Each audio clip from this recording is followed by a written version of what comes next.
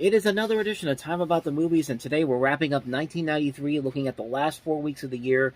And luckily, we don't have as many movies we've had the last couple of days. We're basically cutting it in half. There was about 22 movies that I got a chance to look at trailers for, and was able to get my quick thoughts on. I've seen most of these movies, so we should be able to do this with no problem whatsoever. So it's not going to be as long as the other ones, but we might as well just sit back, relax, and let the reviews come to us. I don't know what that means, but I'm wasting too much time. Let's just jump on into it. And we'll start off with the weekend of December 10th, 1993. The first big new release of the weekend was Wayne's World 2.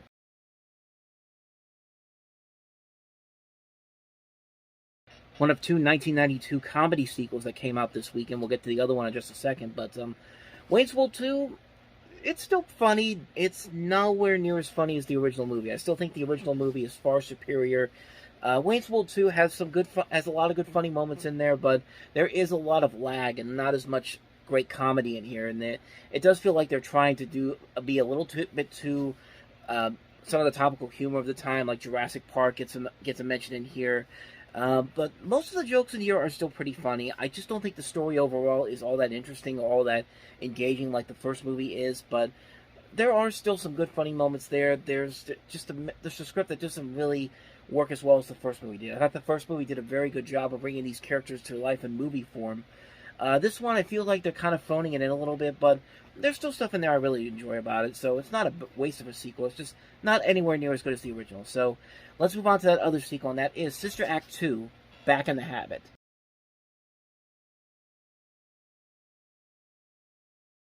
So definitely kind of like with Wayne's World 2, Sister Act 2 is definitely a lesser film compared to its predecessor. Although if I have to compare the two sequels, I would probably say Wayne's World 2 is the better one of the two, but Sister Act 2 does have a couple of decent moments in there. Whoopi Goldberg is still pretty good in it, but overall, it just kind of falls into sequelitis. It's a movie that's been done over and over again. It's been there, done that type of sequel. There's nothing really new that's brought to the table, and it's just kind of like, it's just there to make money. I mean, it's just literally there to make money, and some moments do work, but most of all, it's just a forgettable sequel. It's a movie that pales in comparison definitely to the first movie. So that's Sister Act 2. Let's move on to the next movie, and that is the Western Geronimo, an American Legend.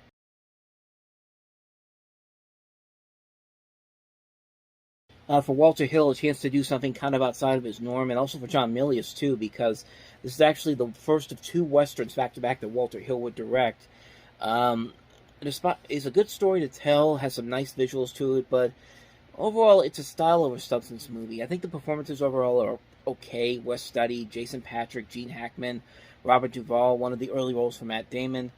But the movie itself really just doesn't do anything all that interesting or exciting, or does anything that makes it something that stands out compared to something like Dances with Wolves. But yeah, decent film, but nothing all that memorable. It's a movie that is instantly forgettable. So anyway, that's Geronimo, an American Legend. Let's move on to the next movie, and that is Will Smith in 6 Degrees of Separation.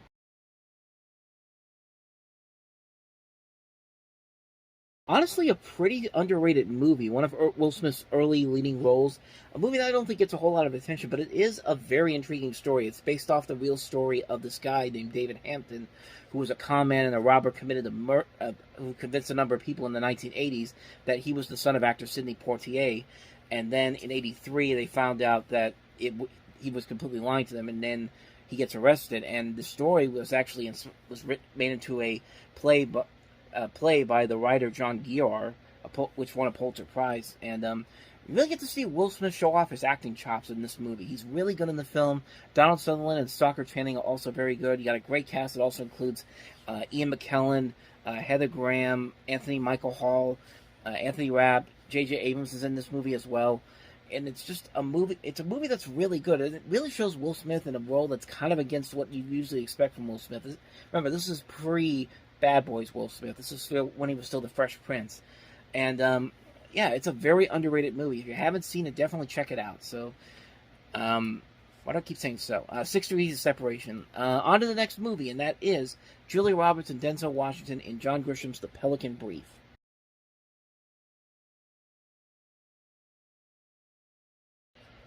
directed by Alan J. Palooka. This was actually the last movie he both wrote and directed before his death. He did direct one more movie with The Devil's Own a couple of years later. Coming out around the same time The Firm did, which was a much better John Grisham adaptation. This one is, I think it's just okay. It's a movie where I think Julia Roberts and Denzel Washington, they do what they do best. They take control of the screen. I just wish the script was a whole lot better. This movie kind of falls into a predictable territory. At least with The Firm, you kind of got an idea of the twist. You didn't get an idea of what the twist was going to be, the twists and turns were going to be. But in here, you could probably figure it out pretty quickly if you watch the movie in full. I just didn't think it was that good of an adaptation. I mean, like I said, Roberts and Washington are the reason why you should watch this movie. But other than that, though, it's just kind of a mediocre legal thriller. Moving on to the next movie, and that's another sequel from 1992, based off a 1992 film, and that is Beethoven's Second.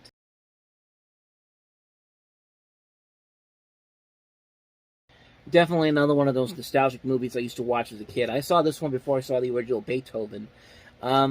Still has some funny moments, still got the great cast with Charles Grodin and Bonnie Hunt, and you still got Beethoven, and now there's more Beethovens in this movie, the little Beethoven puppies. This was the movie that made me really want a Saint Bernard when I was a kid.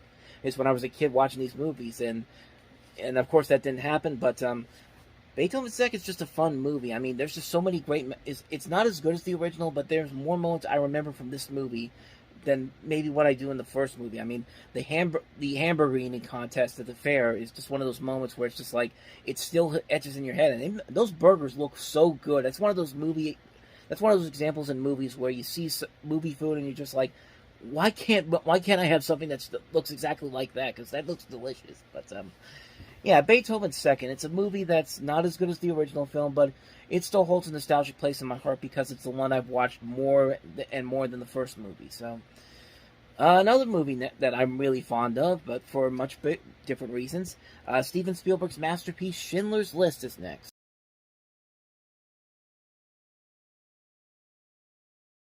I mean, honestly, with all the great blockbusters that Steven Spielberg has done, this is probably his overall greatest movie. But at the same time, it's one of those movies that's one of those ones that's a movie that's so good, but the subject matter and some of the stuff that they do in this movie, it's really hard to watch on multiple occasions. Like, I'll watch this movie once every couple of years, but man, it's kind of like with 12 Years a Slave. It's a movie that it's very good. It's a really good film, but there's just so many there's so many things in the subject matter and the story that's just kind of like, it's just so hard to watch, but but I get why they did it. It's a movie it's one of those movies that doesn't warrant a lot of rewatchability, not because the movie itself is bad. It's just too much at times, and really, this is a fantastic film. The visuals are fantastic. The cast is great. Liam Neeson, Ben Kingsley, Ralph Fiennes, just a phenomenal cast. It's amazing that Spielberg was able to do this story. This was the film that finally got him his long-deserved Oscar for director and best picture, and you could definitely see why. I don't think I really need to say too much more about Schindler's List because it's one of the great movies of all time. It's a hard movie to watch, but it is one of the great movies of all time. Moving on, next movie, What's Eating Gilbert Grape?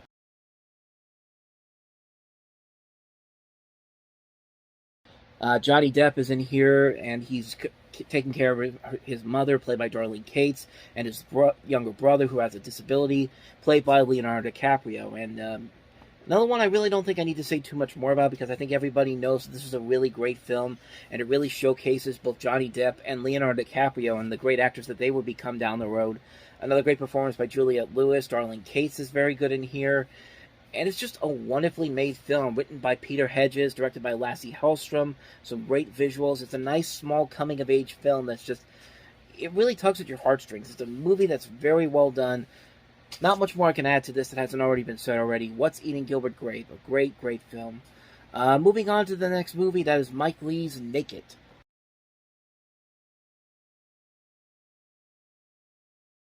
The movie that launched Mike Leigh into the stratosphere with his directing, and David Thewell has turned him into an internationally known star.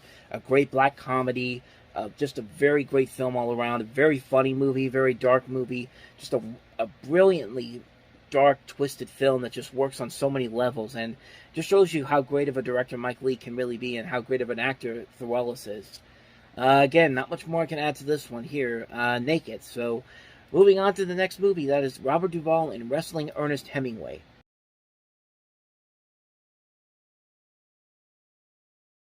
kind of like a more serialized Grumpy Old Man, which we'll get to in just a moment. But yeah, the plot of this is basically two elderly men in Florida form a friendship, and they have romantic relationships they have with this woman in their respective lives.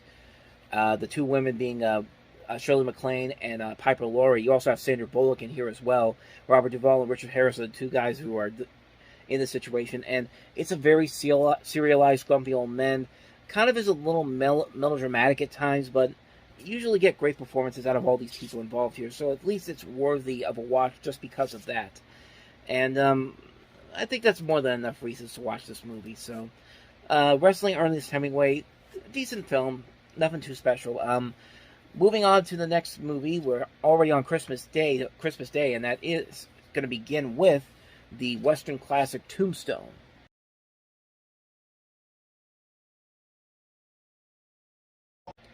Just a very slick, very stylish, very unique Western taking place in the 1880s with these famous actors playing these famous Western outlaws. You have Wyatt Earp, William Brockus, Johnny Ringo, Doc Holliday.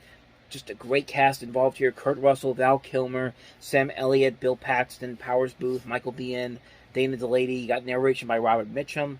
Just a great cast overall, great visual look of the film.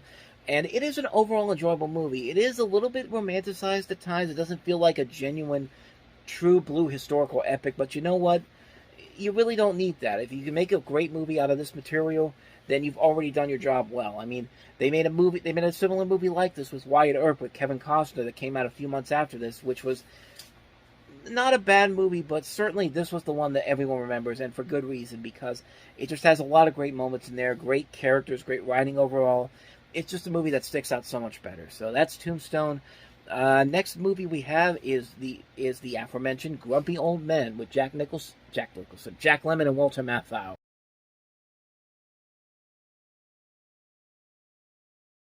I mean, honestly, it's just a very simplistic story. You basically have Jack Nicholson. I did it again. Jack Lemmon and Walter Matthau going after the same woman, the woman being Anne Margaret in this case.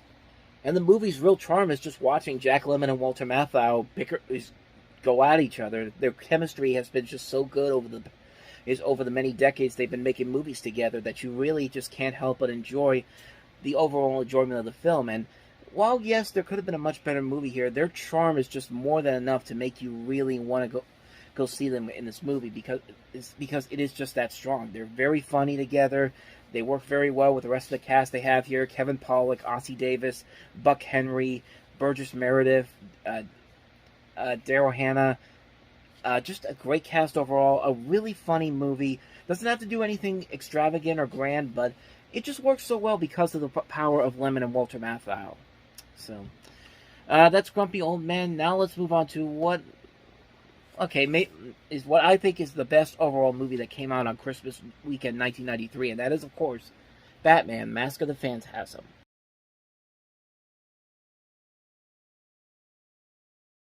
A movie that kind of got screwed over by its marketing because this movie was intended originally as a direct-to-video movie, but because Batman the Animated Series was such a success, they decided to put it on the big screen. But then they have mediocre trailers like that really don't show you the true beauty of this movie. Batman Mask of the Phantasm is definitely one of my all-time favorite movies for a number of reasons. It ups the ante in the story, the animation, the music overall is grander and more epic. We get a deeper, darker storyline where we see Batman trying to deal with being a superhero and also trying to be happy and trying to move on with his life, knowing whether or not he should keep up the fight or not. And it's just a great, great film. Kevin Conroy, rest in peace, gives a great performance in this movie. He has so many great memorable moments in this.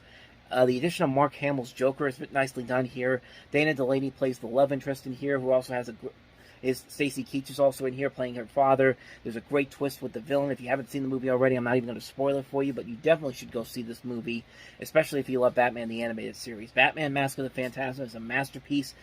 I can't say any more about it. Just a terrific, terrific film. Moving on to the next movie, and that is Oliver Stone's Heaven and Earth.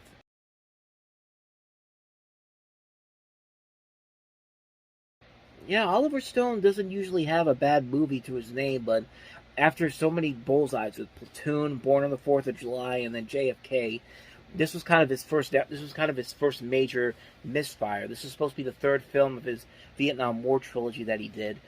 and it's definitely the lesser of the three films, and it's a movie that really, honestly, just really doesn't work because I think the story overall isn't all that impressive, and despite the great performances they have in here from people like Tommy Lee Jones, Joan Chen, Hang S. Noir, the young Heap Fee Lee, I think I'm totally mispronouncing that name.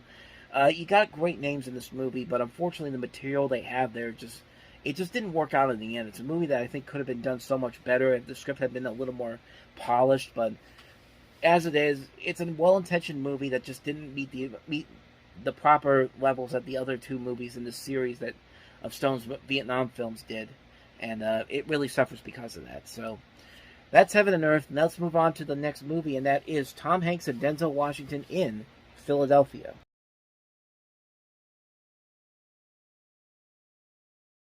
I honestly think Philadelphia is maybe the greatest movie that Jonathan Demme ever did. I think this is the movie that really is one of the more important movies of our time. It's a movie that I think does a very good job of not going too overblown or going over dramatic with the scenes, with the subject matter in here. Every scene in this movie feels authentic and realistic down to a T. There's never any point where it feels like they're overacting or going over the top. They succeed in making the story come to life in a way that feels real and sensible, and it's largely because of Tom Hanks's Oscar-winning performance as Andrew Beckett, and Denzel Washington also does a very good job in this film. He has to keep up with Tom Hanks in this movie. He does a phenomenal job in here.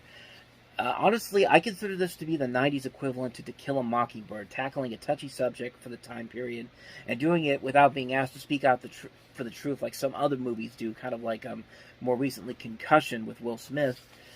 Philadelphia is a movie that exceeds acting, directing, writing, and realism. It's a literal example of a perfect triumph of the human spirit movie. It's not only a movie that should be considered one of the most definitive movies of its time, but really one of the most important movies of all time. It's one of the best movies I've ever seen. Philadelphia, can't recommend it enough. And with that said, we move on to the last movie, and somebody was bold enough to put a movie in wide release on New Year's weekend. Usually you don't usually do that, but 20th Century Fox thought that they were going to be the one to do it with Ghost in the Machine.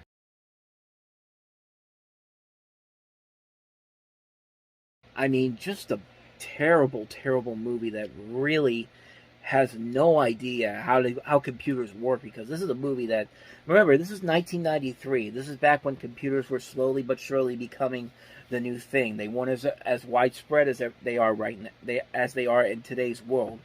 They were still very much new, and I think the people who made this movie saw the Lawnmower Man and said, "We want to do something like this, but we want to do it with with an actual computer," and it just doesn't work. It's a movie that really, that trailer alone pretty much shows you everything that's wrong with this movie. It's just like, it doesn't make any sense on how the killer is doing anything. It doesn't look like it doesn't look like it explains anything about why this is happening. And the visual effects in here look so dated. Like the Lawnmower Man, say what you will about the Lawnmower Man's effects, they're dated as well, but at least they were trying to work with the time period that they had. This movie, like, the killer can easily be killed if you just keep jumping into him, and he'll just split into separate atoms. It's just like what sense does that make? It's just like, it's a really terrible movie, and I'm sorry for the people that were involved in this movie, both in the writing and direction and the acting. Like, Karen Allen deserves a lot better than this. Yeah, Ghost in the Machine is just not a very good movie. Not a good movie at all. It's a terrible, terrible movie, and what a terrible way to end 1993, if I may say so myself.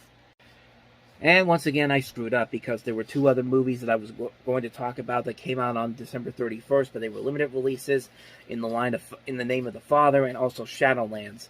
But here's what I'm going to do. I'm going to hold those off until our next episode when we finally jump into 1994. We'll look at those two movies as well, plus two other movies that opened up to begin the new year. Kevin Bacon in The Air Up There, and Chris Elliott in the Tim Burton-produced Cabin Boy. So we'll look at all those movies when we get back. That'll be on Monday, because I'm going to be at Steel City Con this weekend, and I wanted to get 1993 finished before we get to that, and that's what's exactly happening now. So thank you guys for watching, and be sure to check the channel for new Steel City Con videos this week, and then we'll be back on Monday with new Time About the Movies episodes. So again, thank you very much for watching. If you want to see more videos like this, please hit the playlist on the next page. Check out the previous episode, and I'll see you guys for the next episode. So thank you for watching. I'll see you next time, and until then, as always, Take care.